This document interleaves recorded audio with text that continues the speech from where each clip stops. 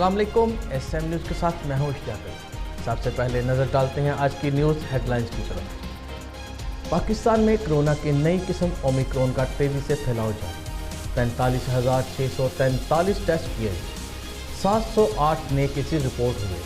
मुस्बत केसेज की शरह 1.55 रिकॉर्ड की गई। आज से 30 साल से बड़े शहरियों को बूस्टर डोज लगना शुरू हो जाएगी। न्यू कराची सबा सेना के करीब तोलिया के गोदाम में लगी आग पर काबू पा लिया गया। फायर ब्रिगेड की 13 से ज़्यादा गाड़ियों ने तीसरे दर्जे की आग बुझाने के ऑपरेशन में हिस्सा लिया। कूलिंग का अमल जारी, आग लगने की वजह का तयन ना हो सका। फायर ब्रिगेड हुकाम कहते हैं कूलिंग के बाद आग लगने की वजूहात का तयन किया जा सकेगा।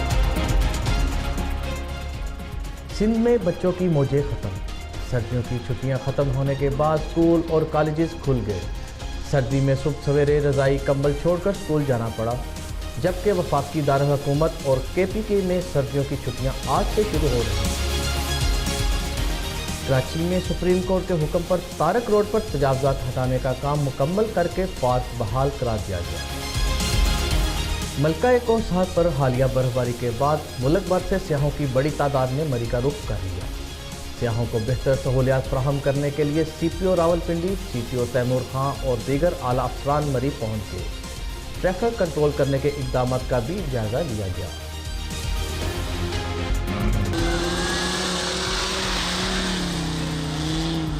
खैबर पख्तूनख्वा की बर्फपोश वादी का लामे स्नो जीप रैली रेसर्स ने भी बर्फ की जमी तह पर खूब महारत दिखाई। फाइनल राउंड में ख़वातीन कैटेगरी में 9 उमर आयशा ने मैदान मार लिया। मैं आई हूँ स्नो क्रॉस जीप रैली में। इधर मेरा फर्स्ट पोजीशन आया हुआ है और यहाँ पर ये ट्रैक जो है ये बहुत मुश्किल था, लेकिन एक नेविगेटर की बात होती है, नेविगेटर मेरे साथ बहुत स्ट्रॉन्ग बैठा हुआ था। और रैकी की बात होती है, रैकी भी मैंने की थी। और मैनचेस्टर में गुलकार अताउल्लाह इसाक खेलवी के कंसर्ट में नौजवानों के 2 ग्रुपों में झगड़ा। दोनों ग्रुपों का एक दूसरे पर कुर्सियों से हमला। अताउल्लाह इसाक खेलवी 1 घंटा पहले शो छोड़कर चले गए।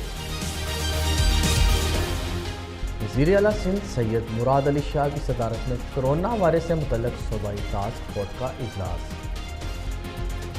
ये थी आज की न्यूज़ हेडलाइन। अब तक के लिए इतना ही। मज़ीद खबरों के लिए मिलते हैं ब्रेक के बाद।